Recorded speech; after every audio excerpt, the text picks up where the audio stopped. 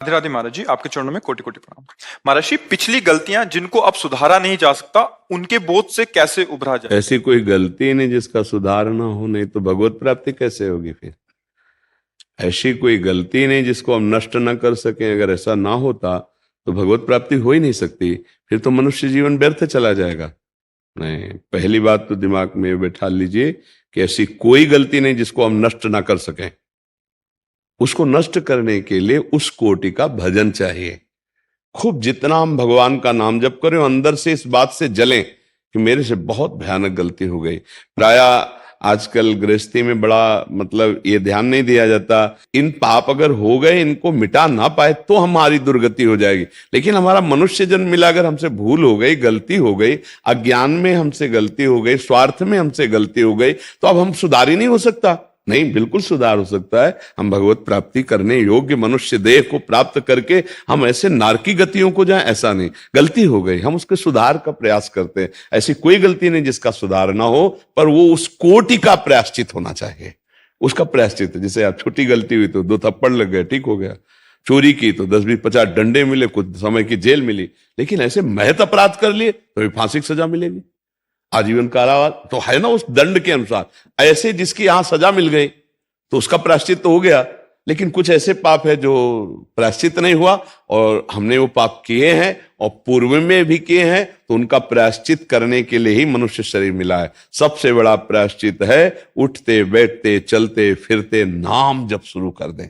सबसे प्रार्थना है नाम संकीर्तनम यस्य सर्व पाप प्रणाशनम। नाम के बल से पाप मत करो, लेकिन जो पाप हो गए उनको भस्म करने की सामर्थ्य नाम में। जैसे जंगल का जंगल पूरा है और दावानल अग्नि लग जाए तो भस्म कर देगी, ऐसे ही पाप का जंगल भरा है, उसको नष्ट करने के लिए अग्नि के समान भगवान का नाम है। जैसे 2 लकड़ियों की रगड़न से अग्नि पैदा हो जाती, चिंगारी, ऐसे जिह्वा से नाम राधा राधा राधा राधा राधा, इससे दिव्य ज्ञानाग्नि प्रकट होगी, सारे पापों को भस्म करके आपका मंगल कर देगी। पर वो निरंतर अभ्यास में लाओ, चलते फिरते उठते बैठते सेवा करते, कोई पैसा लगने की जरूरत नहीं। इसमें पैसा लगता है? हम कह रहे हैं अपवित्र पवित्रो सर्वावस्थांगतो पिवा यह स्मृत पुंडरीकाक्षम सवाभ्यंतरा सूचि। अपवित्र हो या पवित्र कोई मतलब नहीं, राधा राधा राधा, श्याम श्याम श्याम श्याम। वो अंदर और बाहर दोनों जगह से पवित्र कर देगा नाम। अंदर के सारे पाप को नष्ट कर देगा, बाहर के विघ्नों को नष्ट कर देगा। पर भजन होना चाहिए। पहली बात तो ये सोचे ही ना कि अब हमारे पापों का नाश हो ही नहीं सकता। नहीं हो सकता तो भगवत प्राप्ति कैसे होती? साधन धाम मोक्ष कर द्वारा ये मनुष्य शरीर है, हम सब प्रारब्ध को भोग लेंगे, संचित को भस्म कर देंगे, नए कर्मों का सुधार करेंगे और भगवत प्राप्ति करेंगे। अरे माना कि हमारा इतना जीवन गलती में चला गया तो पूरा जीवन हमारा व्यर्थ चला जाएगा क्या? गलती हो गई, अब उसका सुधार करेंगे। मानव जीवन सुधार के लिए मिला है, क्यों, किसका प्रश्न है? हाँ, तो सुधार के पक्ष में रहिए। हमसे जो भूल हो गई, हमसे जो गलती हो गई, प्रभु हैं वो हमें क्षमा करेंगे। हम उतना साधन करते हैं, नाम जप करते हैं, धर्माचरण करते हैं, पुनरावृत्ति गलती की नहीं करते हैं, पक्का सुधार हो जाएगा। नहीं तो भगवत प्राप्ति फिर कैसे होती है? अगर मनुष्य जन्म भगवत प्राप्ति के लिए है और पापों का नाश ना हुआ तो फिर भगवत प्राप्ति कैसे होगी? तो उठते बैठते, इसीलिए सबसे प्रार्थना करते, उठते बैठते चलते फिरते, माला से काउंटर से बिना माला, ऐसे जबान हम बोला राधा राधा राधा, वो गया हमारे सरकारी बैंक में, वो प्रभु के चरणों में गया। तुम गिनो या ना गिनो, वो गया। उसको ये नहीं कि अब हम गिना नहीं और समर्पित नहीं किया तो कैसे समझ। जब हम राधा राधा राधा कह रहे हैं तो श्री जी सुन रही हैं और उस श्री जी के पास नाम जा रहा है, उसका फल हमें अवश्य मिलेगा। नाम जब अपने प्रभाव से ऐसे पापों के अंधकार को नष्ट करता है, जैसे सूर्य भगवान उदय हुए तो सब अंधकार गया। आज का सत्संग अगर सुनना ना सुने हो तो सुन लेना, बहुत संतोष मिलेगा, बहुत बल मिलेगा। नाम महिमा का बहुत सुंदर गान था। तो नाम ही है जो जीव का परम कल्याण। अब कलिकाल है, क्या साधना हो सकती है? आप लोग खुद ईमानदारी से देख लो मना स्थिति क्या है। इसलिए जबान से राधा राधा राधा राधा, न पैसा लगता है ना हम तुम्हें दान पुण्य की कह रहे हैं। जैसे हो खूब कमाओ खाओ, धर्म पूर्वक चलो, राधा राधा जपो, भगवत प्राप्ति हो जाएगी। खूब नाम जप करो। देखो ये अध्यात्म है, ये पैसा वाला नहीं है। बिना पैसा के भगवत प्राप्ति वाला मार्ग है। अध्यात्म का मतलब क्या होता है? अगर यहां भी पैसा तो फिर सब गड़बड़ हो गया ना। हाँ, कुछ नहीं, 1 रुपए की जरूरत नहीं, धर्म पूर्वक कमाओ। कभी किसी को भूखा देखा तो अपनी भोजन की थाली का भोग उसको दे दो। हम एक टाइम भूखे रह सकते हैं, तुम पालो, ये बात है। और नाम जप करे तो अब ऐसा नहीं कि दूसरे को, मतलब आप बहुत बड़े शासन में पद में हो, दूसरे को अधर्म पूर्वक दबाया जाए, उससे धन लिया जाए, फिर दशांश से दिया जाए और तुम्हारा मंगल हो जाएगा। तो नहीं, लेने वाला और देने वाला दोनों नरक जाएंगे।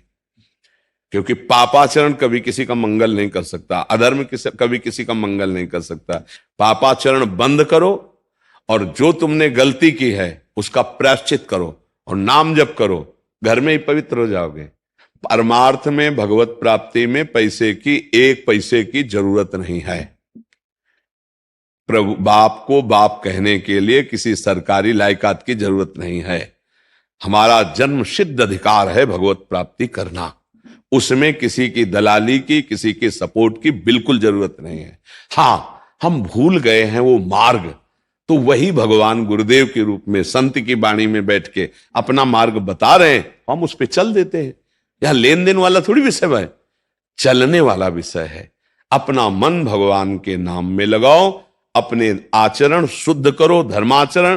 कोई नशा मत करो, मांस मदिरा, ये सब जो गंदी बातें हैं, इन व्यभिचार, पराई माता बहन, ये सब बंद करो और नाम जप करो, सब ठीक हो जाएगा। जो गलती हुई भगवान सब क्षमा कर देंगे, बड़े मंगलमय हैं। अब ऐसे सोचो कि आप भोगो विषय, गंदे गंदे आचरण करो और पापाचरण करो और किसी को महीने में बांध दो 1,00,000, 2,00,000, 4,00,000 और वो भजन करके तुम्हारे पाप नष्ट कर देगा, कदापि नहीं। ऐसे जो खान पान करते हैं उनकी बुद्धि पाप से सन जाती है। भीष्म पितामह जी जब आखिरी में बाणों की सैया में पड़े हैं, 6 महीना व्यतीत हो गए, जब देखा भगवान ने कि अब अंतिम होने वाला है ज्ञान का सूर्य, तो युधिष्ठिर जी से कहा चलो ले लो चल करके ज्ञान। नहीं, ऐसा महात्मा युगों में पैदा होता है। भीष्म जी बड़े महात्मा, अखंड बाल ब्रह्मचारी, परम ज्ञानी। तो गए वहां, पांडव और द्रौपदी जी भी थी। जब ज्ञान की वार्ता करने लगी तब उन्होंने द्रौपदी जी ने कहा कि पितामह आज तो बहुत ज्ञान की बातें कर रहे हो। उस समय क्या हुआ था जब सभा में मैं चीख चीख के पूछ रही थी, उस समय क्यों नहीं बोले थे? ज्ञान कहां गया था आपका? तो उनका बेटी क्षमा करना, उस समय पापी दुर्योधन के अन्न के प्रभाव से 6 महीना हो गए बाढ़ पर पड़े हुए, सब रक्त बह गया अशुद्ध और भारी पीड़ा से प्राश्चित हो चुका। अब मेरी बुद्धि शुद्ध हो चुकी, अब जो प्रश्न करोगे उसका उत्तर दें। समझ रहे हो? पापात्मा पुरुष का अन्न खाने से अखंड बाल ब्रह्मचारी भीष्म जैसे महापुरुष भी कह रहे हैं कि बुद्धि ठीक निर्णय नहीं कर पाए। तो अगर अधर्माचरण से कमा के आप दान भी करोगे तो पाप ही होगा, क्योंकि वो भजन के लिए बैठा था, उसकी बुद्धि भ्रष्ट कर दी। तो पहले तो तुमने पाप किया, पाप की कमाई दी तो उसकी बुद्धि भ्रष्ट हो गई और डबल पाप। पाप से कभी धर्म नहीं होता। इसलिए हमसे जो गलती हो गई उसका समाधान करेंगे। जैसे कभी ऐसे अपराध बन जाते हैं जो अभी पीछे हम बोले, तो भगवान का आश्रय ले ले। भागवत में सप्ताहिकी संस्कृत से जो मूल है उसके पाठ में बहुत बड़ी सामर्थ्य। धुंधकारी महापापी था, जे ही 7 दिन पूरी भागवत सुनी तो विमान आया, भगवान के स्वरूप को धारण करके वो गया विमान में।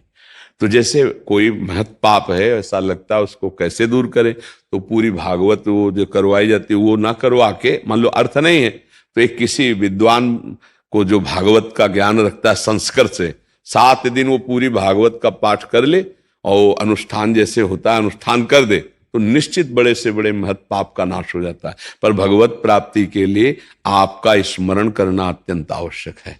धुंधकारी को विमान आया और भागवत सुन रहे थे, विमान नहीं आया। तो गोकर्ण जी ने प्रश्न किया कि विमान एक क्यों आया, भागवत तो हजारों सुने। बोले भूखा प्यासा रहकर मनन किया, स्मरण किया, चिंतन किया, इसके सारे पाप नष्ट हो गए।